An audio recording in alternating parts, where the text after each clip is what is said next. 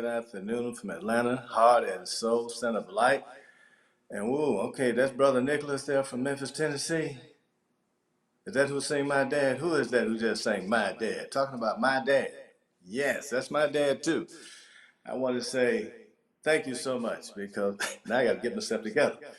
I called my dad, who's 92 years old, this morning. That was one of the first persons I greeted on Happy Father's Day. And I want to say blessings to everyone who is present, and thank you, Reverend Dr. Andre Earl, for letting me be in your stead at this moment, at this place and time. Bless Father's Day, bless Juneteenth, bless Pride Month. All of this is a convergence of the theme of liberation, which is what I want to talk about. I want to also access and invite us as I tease my children. Now, on Mother's Day, I call your mothers. I give them thanks and praises. And on Father's Day, I want you to do the same thing. Don't have amnesia. So I want to say this to everybody who's present as well. Today is Father's Day. Flowers, sermons, lessons, and dinners. You take somebody somewhere and be a blessing to some father on this day. Amen, Ashe, and Ayibobo on this day.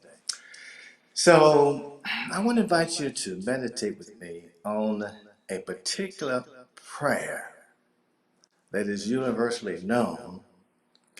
And at the same time, I want us to reframe how we think about this specific prayer. Now, this prayer, so-called, is found in the Gospel of Matthew. Matthew is a gospel that is written as a manifesto about how Yeshua is the Mashiach, how Yeshua is the Messiah and the promised King among the Judean people in the midst of the oppression that they're experiencing from the Roman Empire. It's important to say this up front. Again, the Gospel of Matthew is written as a manifesto about Yeshua, as a liberator, as the Mashiach, in the context of oppression under the Roman Empire. Within the context of this gospel, there is a segment that we know as the Sermon on the Mount, chapters 5 through 7. Typically, we think of this simply as a series of wise sayings or messages. But as I just said, it's actually a manifesto to poor and oppressed people of how they should live and expect a new reality. And within the Sermon on the Mount, there's a specific prayer that Yeshua invites the people to become aware of and to claim. Now, this prayer is typically called the Lord's Prayer. I want you to write this down, though. There's no such thing as the Lord's Prayer.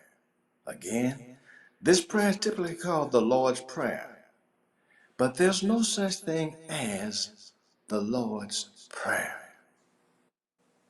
Yeshua is not inviting the people to pray to the Lord, but he's inviting them to proclaim their childhood to a loving Father. Well, why isn't it called the Lord's Prayer? It's not called the Lord's Prayer because in the opening words of Hebrew prayers and themes, you get the main message. And the opening words here are not to the Lord. I don't know about you, but I don't pray to the Lord because the root of that word, Lord, means the bread keeper. That is someone who can either give or withhold sustenance. And the reason it is named as the Lord's Prayer is connected actually with feudalism and a way of thinking that requires servitude and bondage rather than connection and liberation. I want to talk about the connection and liberation in this meditation.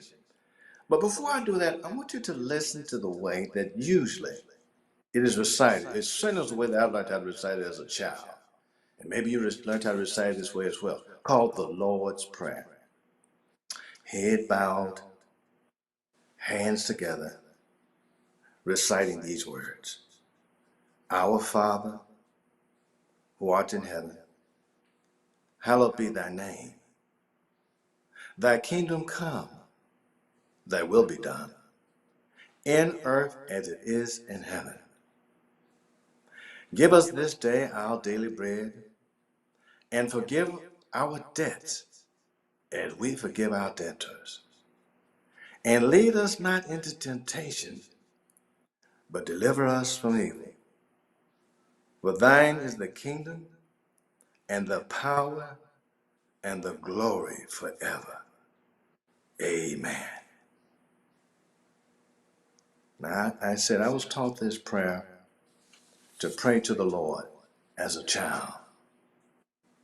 I never realized then, or even later, that this was a prayer in this form, with this title of bondage, and that also it was an exclusive type of prayer in the way that I was taught this prayer, as a prayer for Christians who believed in Jesus and who prayed that his will would be done in their lives and that God the Lord would answer their pleas, answer their petitions. Behind this way of thinking, though, is the idea of a father, in this respect, who's remote, who's removed, who is a singular sovereign, who's not compassionate, who might be inclined towards violence and mercilessness. The prayer also focuses on the earth, that it will be done on earth as in the heavens.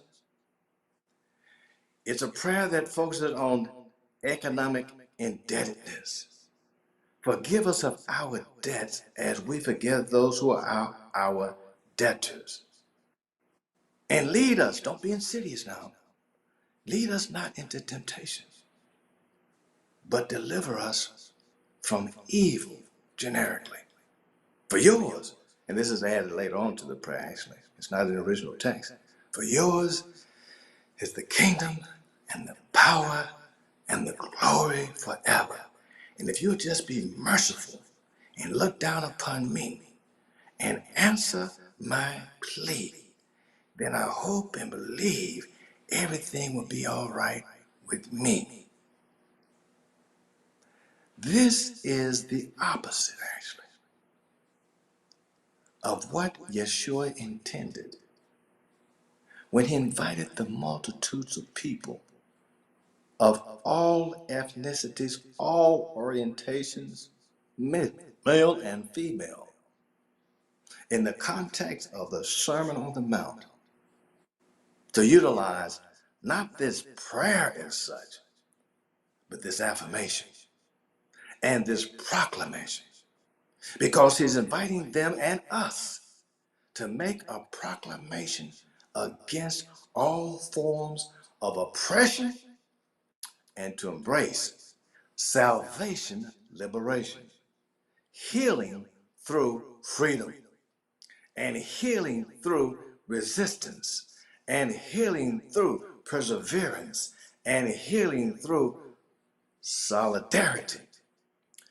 And that's why this proclamation is so apropos for a genuine understanding of fatherhood and Father's Day and malehood, and such a powerful formula for understanding the significance of the historic day of Juneteenth, the liberation of African American people from the bondage of slavery, and the liberation of all people of various orientations as being in the image of the living power, Tzelim Elohim, in the image of the power that creates all of us, regardless of who we are. Have you ever wondered or asked yourself, who is present in the crowd? When the Gospel Luke says that Yeshua looked upon the crowd with compassion, from the Latin word with passion, with suffering, identifying with the multitude that was being oppressed in a client state of the Roman Empire. And in that context, he began to teach them how to radicalize themselves and how to radicalize their understanding of law and order and how to transform themselves from the inside out. And by that transformation, transform the world in which they lived, and to be persistent in doing that. If we prayed the prayer persistently and consistently with that in mind, rather than as though we're praying to the Lord, who may or may not give the bread, or the lady, his counterpart, who makes the bread economically for the distribution at their will, rather than freely given, as Yeshua actually suggests, not just suggests, but proclaims in this, not prayer, in this proclamation.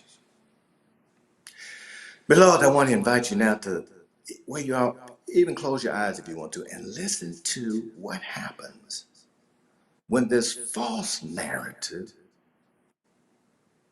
is reconstructed back into the Hebrew and back into the family ship that Yeshua is actually talking about, because he's calling the people in this context to interact as a family and as the beloved community within the context of oppression.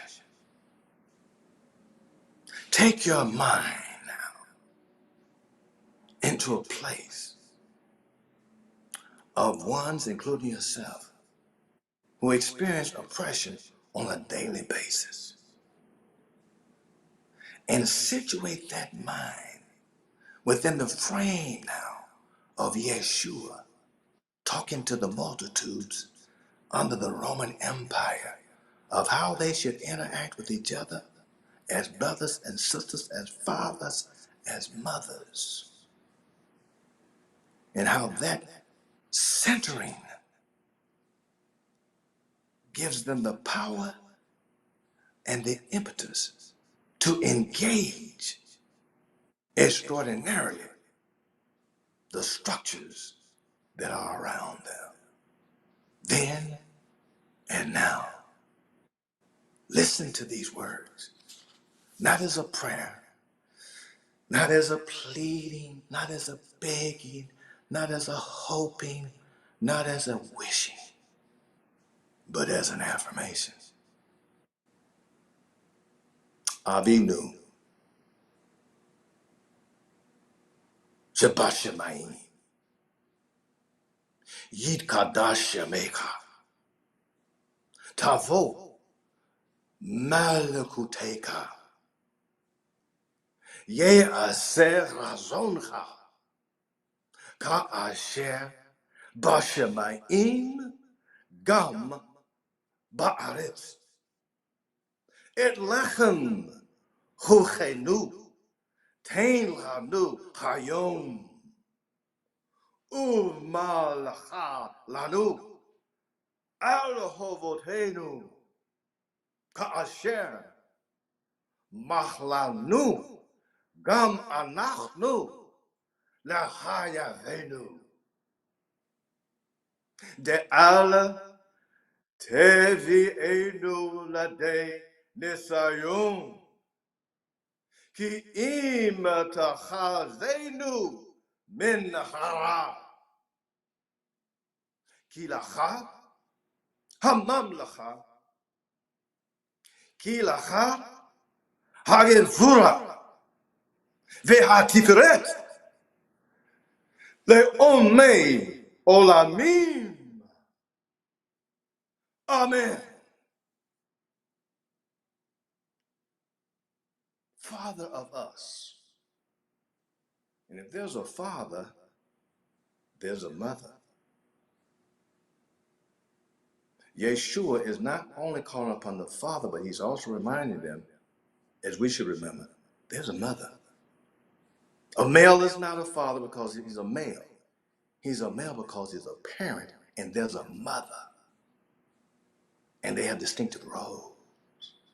And if there's a father and there's a mother, Yeshua is particularly in not inviting the people to call upon a remote deity, but upon a father. He uses the genitive here.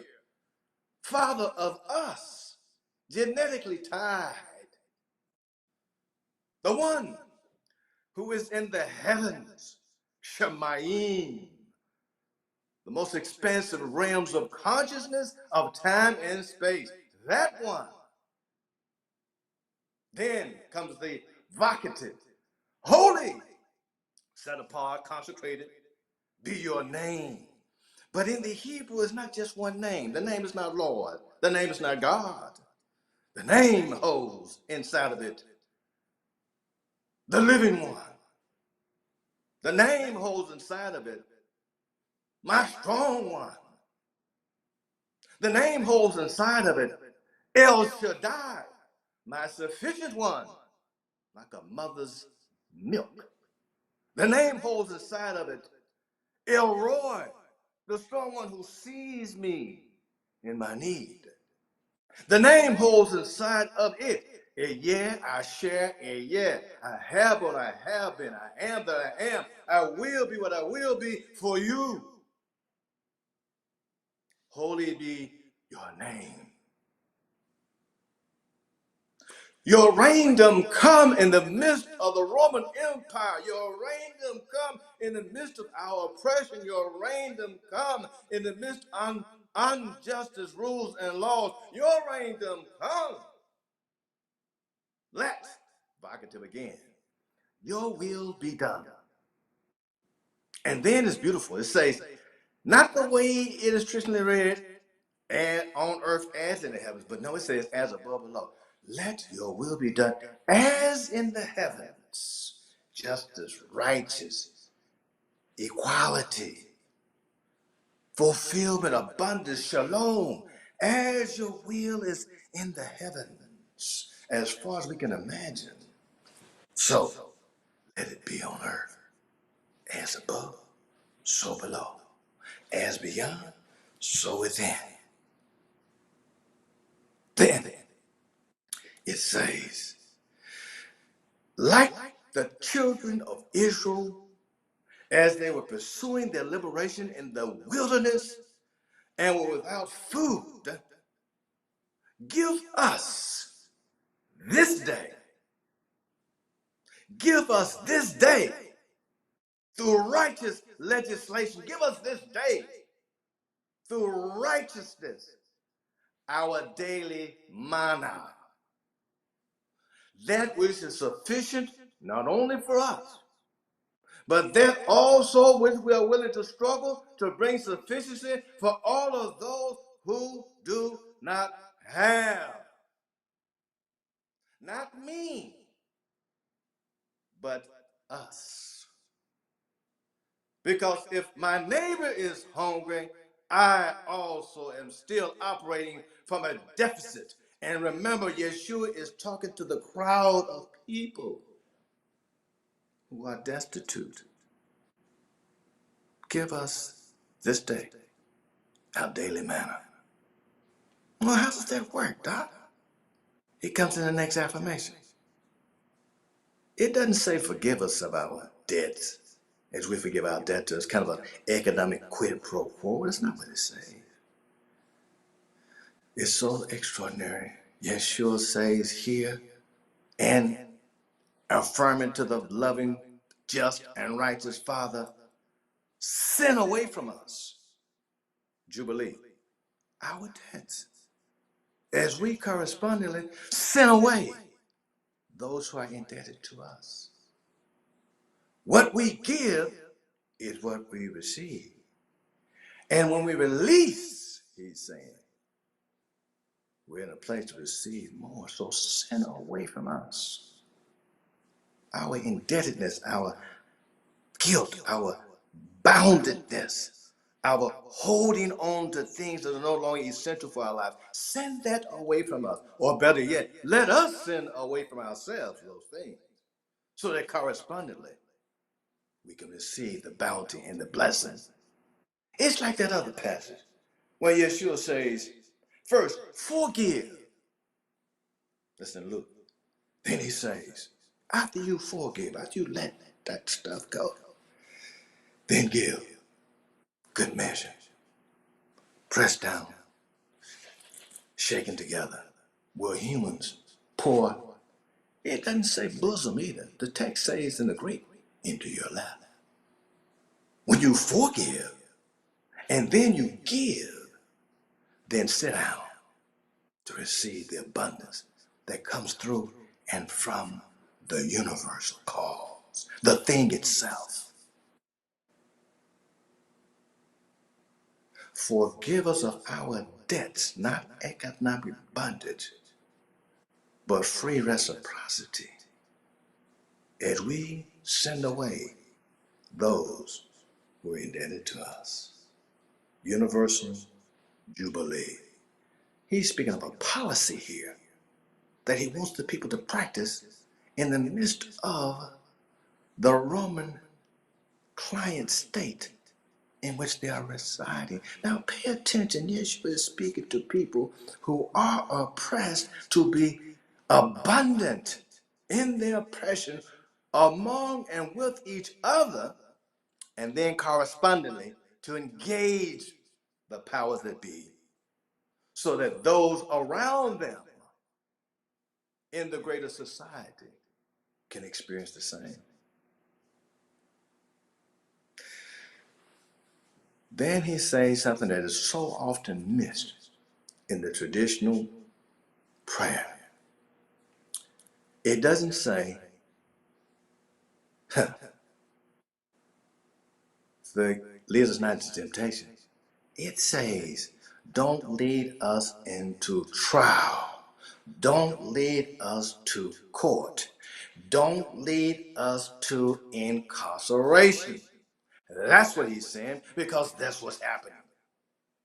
Do not lead us into bondage, but deliver us, but set us free, but make us whole from the evil one. That's a code Yeshua is saying to the people. Make us whole from Caesar. Make us whole from unjust laws. Make us whole from unjust rulership. Make us whole. Deliver us from the evil one. As we participate in being delivered from evil. And it stops there. It's significant. Beloved, that in the original Greek text, it stops right there. The last words of Yeshua in the Sermon on the Mount is the word of liberation. Deliver us, all of us in this gathering, all of us, based on our gender, all of us, based on our standing, all of us, based on our orientation, all of us, based on our ethnicity. All of us. Yeshua does not separate and say only those who are heterosexual, so-called, or only those who are of one particular group. He's talking to the multitude, and he doesn't even know who's in the crowd. Now, that's important. Not knowing who's in the crowd and claiming liberation for all. Say it again. That's important. Not knowing who's in the crowd and praying for and striving for everybody. Those you know, those you don't know yet, and those you'll never know. That's the model of this prayer of liberation. The last words. Deliver us from the evil one. Our counterpoise by our Father, our loving one, the one to whom we are connected. And because we're connected to that one, we're connected to each other. And because we're connected to each other, we're connected to all the creation. Because that's the one, along with the mother, Chokhmah, wisdom, in Proverbs 8, who brought everything into being. And then later on, somebody read 1 Chronicles 29, verses 10 through 13. And then they added this doxology to it that we also recite. It wasn't in the original, but they added as though to give praises for the affirmations that have been made. To you, not to Caesar. To you, not to the powers that be. To you, not to the powers that seem to be. To you, not to the laws that are being legislated. To you, not to the unrighteous behavior, but to you, our Father, Avinu, be the reignum that's yours anyhow, of all the earth and of all creation. To you, be the strength. Justice comes through strength. To you be the strength. And to you be the beauty, the beauty, the balance, the harmony, the ecological wonderment. To you be that. How long? Forever. Throughout the ages of ages. Leolam va'ed. Throughout all time and throughout all space. May this be to you. And then it's sealed with the phrase Amen, from the Hebrew expression El Melech Nehiman, the strong one is sovereign and faithful. The strong one, our strong one, Eloheinu, our strong one, is sovereign and faithful. And if our strong one is sovereign and faithful, then our strong one calls us to be sovereign and to be faithful in the causes, because they're all many but one, for justice, righteousness, and love, and power, and glory, and strength. Because that one is not the Lord that we buy or purchase freedom from, liberation from, salvation from, if he will give it. But our Father, who has already, and David says this in 1 Chronicles, everything that we're given, you've already given it to us. So what we're doing, because we understand reciprocity, and because we understand how the law works, how mind and action works, Ernest Holmes, because we understand that, we are returning back to you the love, the justice, the power, the compassion, the righteousness that you gave us from creation. We give it back to you.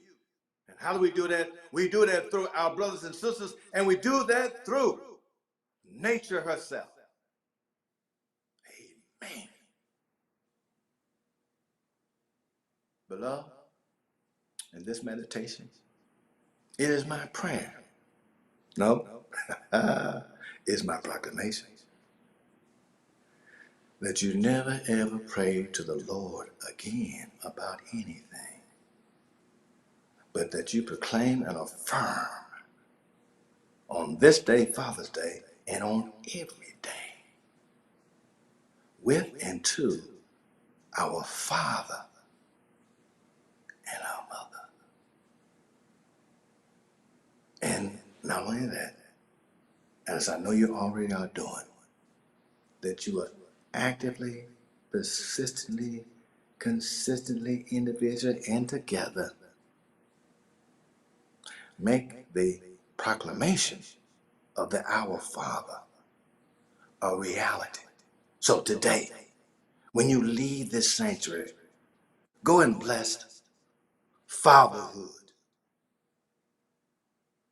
Go and bless those African American ancestors who worked and toiled in the fields and saw us not in them the same way. Bless them. I'm saying that even if they're on the other side, plus one life agents. And bless our brothers and sisters who are maligned because of their orientation, or who are told they're not in the image of the Elohim, which is a lie. Everybody is in the image of the Elohim, period, non-excluded. Bless them. Because in blessing them, you bless yourself. What we give is what we receive. Our father and mother have given us life freely. No attachments. So too, we are called to give freely. No attachments. And that's just the way this beautiful prayer transforms into a proclamation is. Baruch atah Adonai, Eloheinu melech haolam. Blessed are you, draw near, you, the living one, our strong one, sovereign of time and space, and bless us on this day, designated almost as a Trinitarian triadic day, Father's Day, Juneteenth, inside of Pride Month.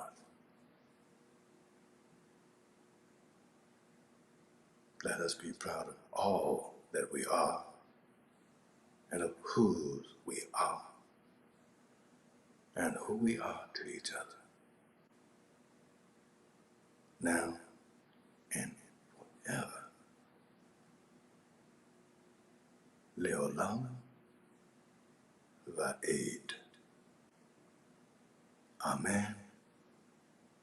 It is sealed. Our service today and all of the expressions of the one present in person or online. I'm giving thanks for all of the good that has transpired during this service, all of the hands and hearts that went into sacred service this day. I know that today truly is a blessed day and that all is truly well because it is all God, and therefore it must absolutely be so. I know that as we move from this portion of our day to the next, that we are held in the loving arms of the divine, and if we are traveling, we arrive safe and sound to our destinations, filled with the glow of love and peace and joy. And so it is. Amen.